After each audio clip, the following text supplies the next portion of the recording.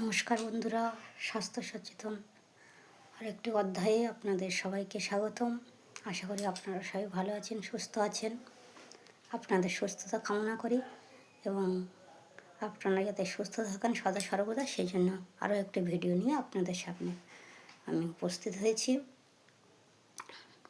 আজকের ভিডিওটি আপনাদের কান এবং দাঁত পরিষ্কার কিভাবে করবেন সেটা নিয়ে কথা বলবো। কান আমাদের অত্যন্ত গুরুত্বপূর্ণ একটা অঙ্গ এবং দাঁতও তাই। তো বন্ধুরা, কানে যখন ময়লা জমে বড়দের কিংবা বাচ্চাদের, তখন পরিষ্কার করেন অবশ্যই, কিন্তু পরিষ্কার করবেন কিভাবে সেটা জানা অত্যন্ত গুরুত্বপূর্ণ। তো আপনারা কানে অনেকে তেল দেন বা কাঠি দিয়ে পরিষ্কার করেন, বিভিন্নভাবে পরিষ্কার করেন, কিন্তু তাতে আমাদের কানের অনেক ক্ষতি হয়। কানে যে পর্দা থাকে, অত্যন্ত পাতলা একটি পর্দা, সেটা কোনো কারণে যদি খোঁচা লাগে, কোনো জিনিসের দ্বারা আঘাত পায়, তাহলে সেটি ফুটো হয়ে যায় এবং সেখান দিয়ে ইনফেকশান হয় এবং পুঁজ বেরোতে থাকে, রক্তক্ষরিত হয়, বিভিন্নভাবে আমাদের কানে পর্দার ক্ষতি হয়। তো সেই পর্দা যখন ক্ষতি হয় তখন আমরা কানে কম শুনি, কানে শোনার অনেক প্রবলেম হয়ে যায়। তো সে কারণে বলবো বন্ধুরা, কানকে অত্যন্ত যত্ন সহকারে আপনারা পরিষ্কার করবেন।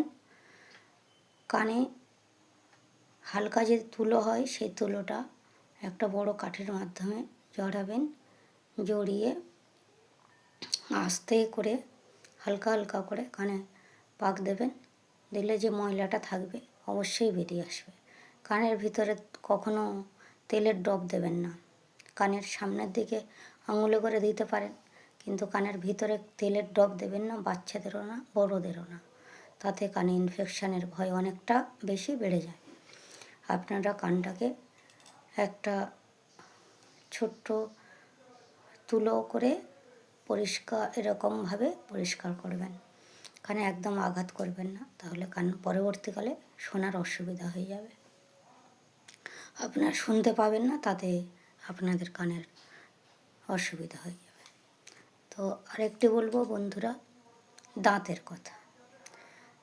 দাঁত পরিষ্কার করেন সবাই, ব্রাশ করেন জানি, কিন্তু দাঁত যখন ব্রাশ করবেন তখন অনেক চেপে ব্রাশ করবেন না, একদমই চেপে ব্রাশ করবেন না। চেপে ব্রাশ করলে যে দাঁত অনেক ঝকঝকে হবে, পরিষ্কার হবে, এরকম কোনো কথা নেই।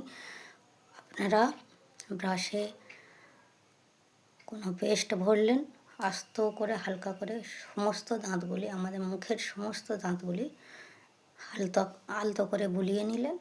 তারপরে হালকা করে দাঁতগুলি শুধু ব্রাশ করবেন। দাঁতের উপরে যে মাড়ি আছে সেগুলোকে একদম আঘাত করবেন না, তাতে মাড়ির ক্ষতি হয়। আর উপরে যে দাঁতগুলো আছে, ব্রাশ দিয়ে এরকম নিচের দিকে ব্রাশ করবেন এবং নিচে যে দাঁতগুলো আছে এইভাবে উপরের দিকে ব্রাশ করবেন। ব্রাশ করলে নোংরাগুলো বেরিয়ে যাবে এবং উপরে যে দাঁতগুলো, পাশের যে দাঁতগুলো আছে, এইভাবে ব্রাশটাকে ঘুরিয়ে ব্রাশ করবেন, এভাবে ঘুরিয়ে ব্রাশ করবেন। কিন্তু মাড়িতে কোনো রকমের জোরে আঘাত করবেন না, মাড়ি ছিঁড়ে যায়, রক্ত বেরোয়, দাঁতের গোড়ায় আঘাত পায়, সেই জন্য দাঁতের ক্ষতি হয়। তো আপনারা ব্রাশটা একটু যদি আলতো হাতে করেন, তাহলে দাঁতের কোনো ক্ষতি হয় না, দাঁতটা সুস্থ থাকে। এবং যখন আপনারা খাবেন, যে কোনো খাবার খাচ্ছেন, তার খাবারটা খাওয়ার পরে আপনারা আঙুল দিয়ে একটু ব্রাশ করে নেবেন। আঙুল দিয়ে একটু ব্রাশ করে নিলে দাঁতগুলো পরিষ্কার হয়ে যাবে, অতটা ময়লা জমে থাকবে না, খাবার দাবার জমে থাকবে না, তাহলে আর জোরে ব্রাশ করার প্রয়োজন হবে না। সে কারণে বলবো বন্ধুরা, প্রত্যেকবার খাওয়ার পরে, যে কোনো খাবার খাওয়ার পরে দাঁতে লেগে থাকে তো ভালো করে কুলি করবেন, দাঁতটা পরিষ্কার রাখবেন। তার জন্য ভালো করে 3-4 বার 5 বার করে কুলি করতে হবে। জলটা মুখে বেশি করে নিয়ে কুলকুচি করে করে দাঁতের ময়লাগুলো পরিষ্কার করবেন। কারণ আমাদের যখনই খাবার খাই আমরা, দাঁতের মধ্যে কিছু না কিছু খাবার লেগে থাকে, বিশেষ করে মিষ্টি জাতীয় খাবারগুলো যাতে দাঁতে না লেগে থাকে এবং পরিষ্কার করতে হয়, সেই জন্য আমাদের দেখতে হবে। কারণ দাঁতটা পরিষ্কার রাখলে মুখে ইনফেকশান হবে না, এবং মুখে ইনফেকশান না হলে আপনারা দাঁতটাকে সবসময় সুস্থ সবল রাখতে পারবেন।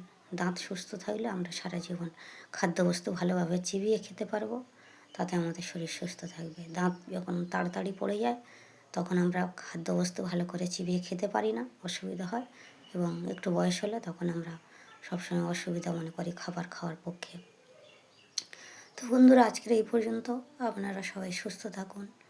আমার টিপসগুলো আপনাদের কেমন লাগছে একটু কমেন্টের মাধ্যমে জানাবেন।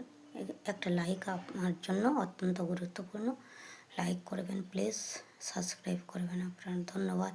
আপনারা অন্য কোন কোন বিষয়ের উপরে আমার কাছ থেকে জানতে চান সেইগুলোকে কমেন্টের মাধ্যমে জানাবেন। ধন্যবাদ সবাইকে।